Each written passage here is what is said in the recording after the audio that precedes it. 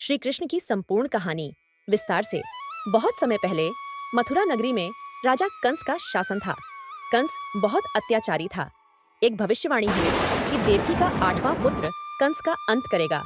यह सुनकर कंस डर गया और उसने अपनी बहन देवकी और उसके पति वासुदेव को कारागार में बंद कर दिया। भाद्रपद मास की अष्टमी आधी रात को, जब चारों ओर अंधेरा और वर्षा हो रही थी, श्री कृष्ण का जन्म हुआ। उसी समय चमत्कार हुआ। कारागार के ताले खुल गए, पहरेदार सो गए। वासुदेव जी ने बालक कृष्ण को टोकरी में रखा और यमुना नदी पार करके गोकुल पहुंच गए। वहां उन्होंने कृष्ण को नंद बाबा और यशोदा माता के घर छोड़ दिया और उनकी कन्या को लेकर वापस आ गए। गोकुल में कृष्ण बड़े होने लगे। वे बहुत नटखट थे। माखन चुराना, गायें चराना, बांसुरी बजाना, पूरे गोकुल में खुशियां फैल जाती थीं। एक दिन कालिया नाग ने यमुना को विषैला कर दिया। नन्हे कृष्ण ने नदी में कूदकर कालिया नाग पर नृत्य किया और उसे पराजित किया। राक्षसी पूतना ने कृष्ण को मारने की कोशिश की, लेकिन भगवान कृष्ण ने उसका वध कर दिया। इससे सबको पता चल गया कि यह बालक साधारण नहीं है। एक दिन यशोदा माता ने कृष्ण को माखन चुराते पकड़ा और उनसे मुंह खोलने को कहा। जैसे ही कृष्ण ने मुंह खोला, पूरी सृष्टि दिखाई दी। सूरज, चांद, तारे, पृथ्वी।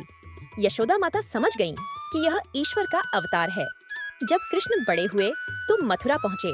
उन्होंने कंस का वध किया और मथुरा को अत्याचार से मुक्त कराया। महाभारत और श्री कृष्ण की कथा बहुत प्राचीन समय की बात है। हस्तिनापुर नामक राज्य में कुरु वंश का शासन था। इस वंश में 2 भाई थे, पांडु और धृतराष्ट्र। पांडु के 5 पुत्र थे, पांडव, और धृतराष्ट्र के 100 पुत्र, कौरव।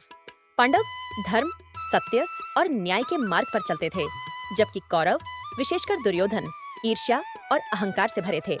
पांडवों के साथ सदा खड़े रहते थे श्री कृष्ण, केवल भगवान के रूप में नहीं, बल्कि मित्र और मार्गदर्शक के रूप में। श्री कृष्ण मथुरा और द्वारका के राजा थे। वे पांडवों के सच्चे मित्र बने, खासकर अर्जुन के। कृष्ण ने हमेशा सिखाया, धर्म के साथ खड़े रहो, चाहे रास्ता कितना भी कठिन क्यों न हो। कौरवों ने छल से पांडवों को चौसर के खेल में हरा दिया। पांडवों को वनवास जाना पड़ा और द्रौपदी का अपमान हुआ। उस समय कृष्ण वहां नहीं थे, लेकिन द्रौपदी की पुकार सुनकर कृष्ण ने उसकी लाज बचाई। युद्ध से पहले श्री कृष्ण स्वयं शांति दूत बनकर कौरवों के पास गए। उन्होंने केवल 5 गांव मांगे, लेकिन दुर्योधन ने सुई की नोक जितनी जमीन भी देने से मना कर दिया।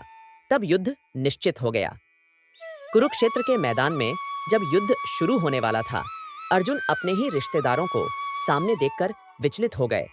उन्होंने धनुष रख दिया और कहा, मैं अपनों से युद्ध नहीं कर सकता। तभी श्री कृष्ण ने अर्जुन को गीता का उपदेश दिया। कर्म करो अर्जुन, फल की चिंता मत करो। धर्म के लिए किया गया कर्म कभी व्यर्थ नहीं जाता। यह उपदेश भगवत गीता कहलाया, जो आज भी जीवन का सबसे बड़ा मार्गदर्शन है। 18 दिन के भयानक युद्ध के बाद अधर्म की हार और धर्म की जीत हुई। कौरवों का अंत हुआ और पांडवों ने धर्म के साथ राज्य संभाला। श्री कृष्ण ने युद्ध में शस्त्र नहीं उठाया, फिर भी वे सबसे बड़े योद्धा थे। बुद्धि, नीति और धर्म से। सीख, प्रेम और करुणा, सत्य और धर्म, निस्वार्थ कर्म, भक्ति और विश्वास। धर्म सदा जीतता है। सत्य और कर्म सबसे बड़े हथियार हैं। श्री कृष्ण जैसे मित्र जीवन को सही राह दिखाते हैं। निष्कर्ष, श्री कृष्ण केवल भगवान नहीं, बल्कि मित्र, मार्गदर्शक और जीवन शिक्षक हैं। महाभारत केवल युद्ध की कहानी नहीं, बल्कि जीवन, कर्म, धर्म और श्री कृष्ण के ज्ञान की कथा है। कृष्ण पांडवों के सच्चे मित्र बने, विशेषकर अर्जुन के। महाभारत के युद्ध में कृष्ण ने शस्त्र नहीं उठाया, लेकिन सारथी बनकर अर्जुन को गीता का ज्ञान दिया। उन्होंने कहा, कर्म करो, फल की चिंता मत करो।